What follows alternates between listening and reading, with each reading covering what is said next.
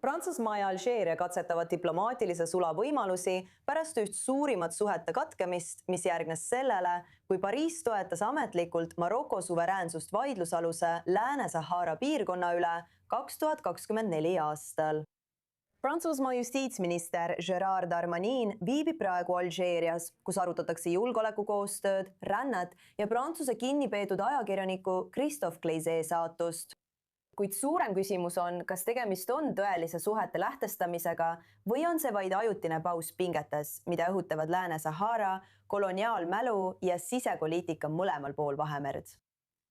Meiega liitub arutelu jätkamiseks geopoliitika analüütik Gérard Bespian, kes on meiega Pariisist. Gérard, kui Prantsusmaa ja Alžeeria räägivad uuest peatükist, kas see puudutab tõesti kahepoolseid suhteid või üritab Pariis taastada oma mõju selles Põhja-Aafrika piirkonnas? Ma arvan, et kui vaadata olukorda, milline see oli 24.–25. aastal, siis see oli tõesti väga halb. Ja nüüd 26. aastal oled näinud 3 erinevat Prantsuse valitsuse ministrit, kes on reisinud Alžiiri. Ja see on väga uus samm. Ja see tuleb erinevatest suundadest, erinevatelt rannikualadelt. Esiteks riigisiseselt ma arvan. Alžiir peab tagasi tulema, sest nende majanduslik olukord ja seis ei ole eriti hea. Teiseks, Prantsusmaa on väga tugevalt survestanud kõiki narkokaubitsejaid, kes on sündinud või olid sündinud Alžeerias ja nüüd on nad põgenikud Alžeerias omaenda riigis. Nii et 2 pealinnal tuleb seal läbi rääkida. Ja 3. tegur on Venemaa mõju. Venemaa mõju on Alžeerias väga tugev, kuid olukord Venemaal on praegu väga halb.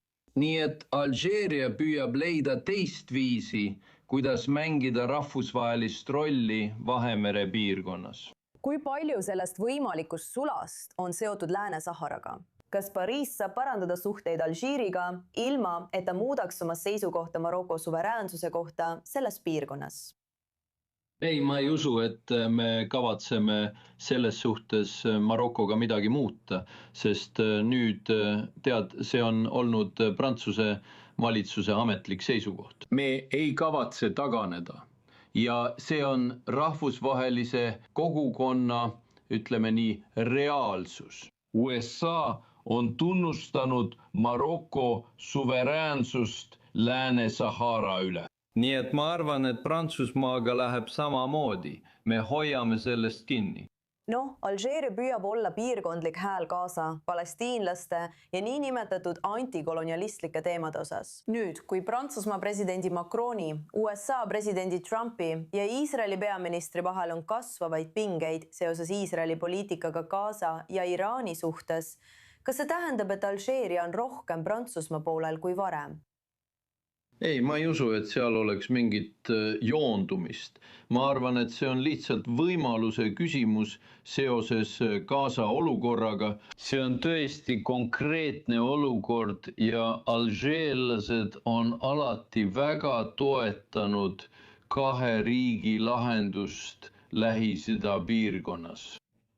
Ja nüüd Prantsusmaa on hakanud tunnustama Gaza territooriumi kui potentsiaalset riiki.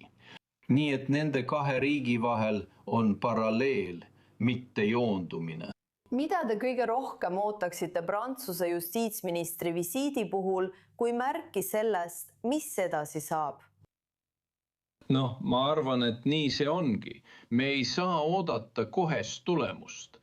Aga ma arvan, et Prantsuse ajakirjaniku vabastamine on kindlasti teema, mida täna Alžiiris põhjalikult arutatakse. Ja me loodame, et nädala, kuu või kvartali pärast tulevikus näeme selle Prantsuse kodaniku ja ajakirjaniku vabastamist.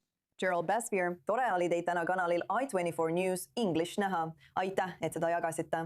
Aitäh!